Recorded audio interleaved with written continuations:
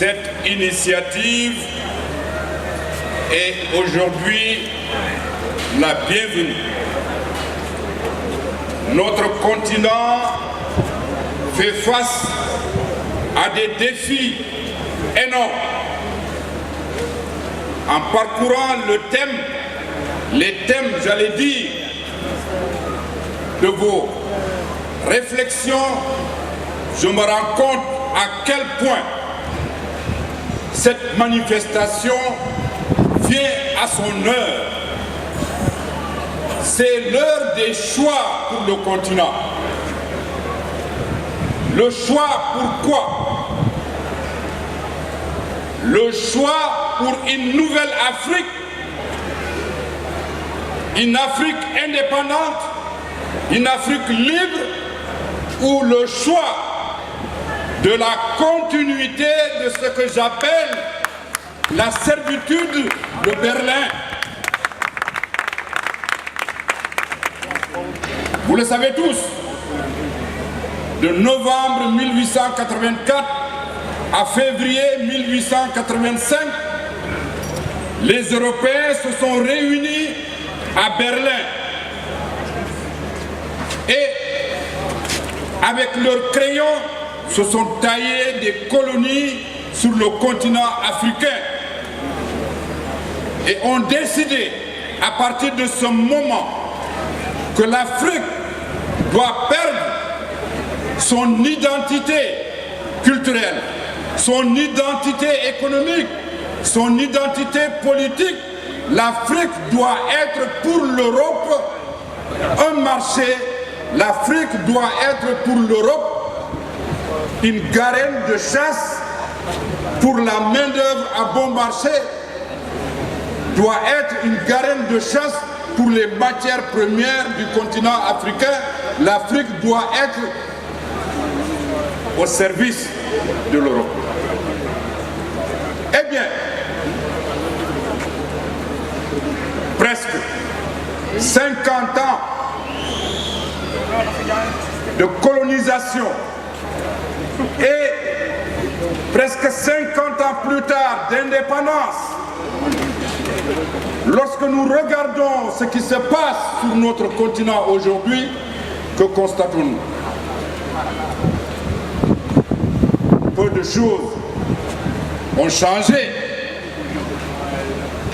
L'économie africaine, à ce jour, demeure une économie périphérique.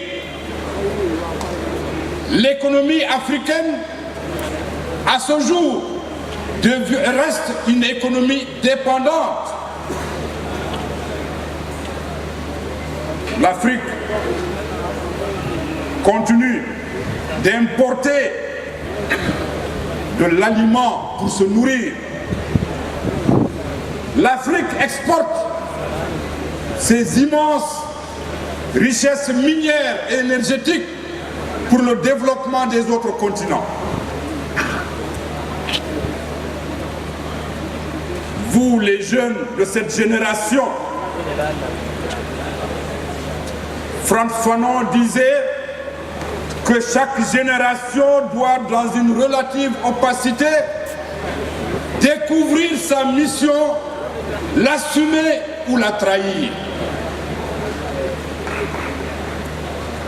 Les générations qui ont lutté contre la colonisation ont réalisé le drapeau, l'hymne national. Kwame Nkrumah disait « Seek first the political kingdom and everything else will be added onto it ». Eh bien, ça a été un pas très important. L'indépendance du Ghana en 1957, suivi de plusieurs autres drapeaux. Aujourd'hui, nous avons plus de 50 drapeaux sur le continent. Nous avons plus de 50 hymnes nationaux sur le continent. Est-ce que cela nous a fait avancer qualitativement? Je pense que non. L'indépendance, le progrès social, le progrès économique ce n'est pas seulement le drapeau, ce n'est pas seulement l'hymne national. C'est une meilleure qualité d'éducation. C'est un système politique en adéquation avec la démocratie, c'est-à-dire la volonté populaire qui s'exprime à travers des élections libres, démocratiques et transparentes. L'indépendance, c'est aussi et surtout le développement économique. Aujourd'hui, vous regardez, l'Afrique est engagée dans des partenariats avec plusieurs pays et régions du monde. Chacun de ces partenaires prétend aider l'Afrique. Chacun de ces partenaires prétend être le meilleur ami du continent africain.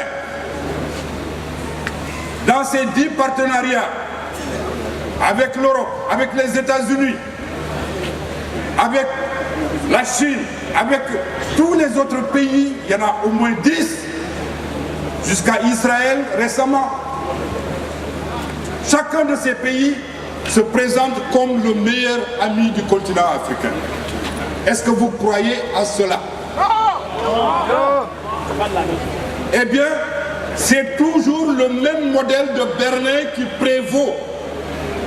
À savoir, ces pays veulent tirer profit des ressources minérales et énergétiques du continent, tirer profit de la main-d'œuvre du continent et accélérer le processus de mise en exploitation du continent africain. Ce dont nous avons besoin aujourd'hui, c'est redéfinir notre relation au monde, rompre cette dynamique de Berlin, construire des économies pour permettre aux millions de jeunes de travailler. Ces milliers de jeunes aujourd'hui qui traversent la Méditerranée, qui laissent leur vie pour beaucoup d'entre eux, qui restent sur le continent.